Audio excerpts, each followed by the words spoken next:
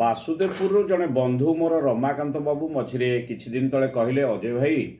गोटे लेखा दियो मो कौन गोटे मैगजीन बाहर मु कहली कौन मु लिखी समय कहीं ना आप जहाँ मन को आसो लिखिदेवे मत 2-4 दिन भितर देवे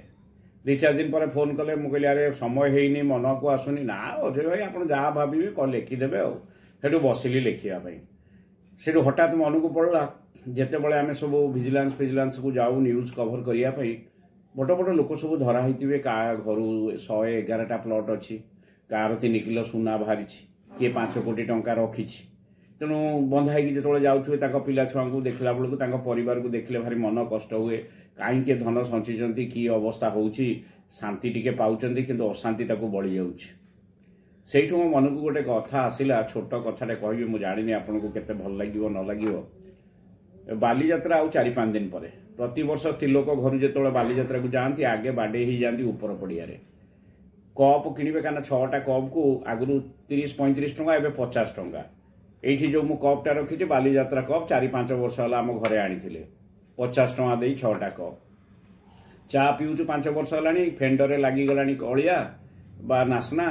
धोईकी आम चा पीऊचु कि भांगुनी कि किसी होनी से 6 को 6 रही घरे एपटे सुंदरिया कप टी या मत उपहार किए देते आप किणुवे 6टा कप को 200-250 टंका ये किंतु भांगी भांगी ये गोटे रही जी कम करने को सी बासन माजिला बेले भांगी दौर छुआ चा पीला बेले भांगी दौरान कि कॉफी पीला बेले ये नष्ट कष्ट हो जाऊँ मो कथार किसी बारी पारना कष्ट उपार्जित अल्प धन केमिति काम आसे ये बाली यात्रा कप कहूँ मागणा कौटू आनी अन्याय कौटू आनी उपहार आनी ये कम लगुनि देह को लगुनि ये कथाटा मो मन को लगिला कहली अरे सतरे ये तो गोटे बहुत भल कथा यही आउ गोटे कथा मन को आसला घरे जिते 4-5 मास हो कहे मटन टी आणुन किते किए खाऊँ आम खाईपारानी रम पैसा ना कहीकि आभोड करके 4-5 मास जाए सका उठी गले 800 टंका किलो सब बेले खाई हेनी 500 टंकाटे बढ़ईदेवी से बुढ़ा भाई गोटे मांस दिए सी 750 मांस दब टिकी टिकी कर चर्बी दौथो मुझे हाथ को कह कलिजा आणुथी ये करी नहीं आसे रोसई हो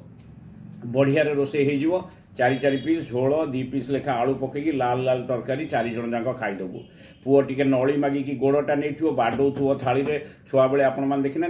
शस को एमती आम टाणी खाती सरू नो झील तार मांस खंडरू टिके टिके मांस लगी खाऊ मुझे चोबईकी खाऊबी घरणी तार सेमती खाऊ 4 जन मन भरिकी खाइबू तापर जदि देखा टिके बड़े झोल आउ कौन टिके चर्बी फर्बी राति टिके भजा करदे पाखे 2 पट 4 पट रुटी पलैब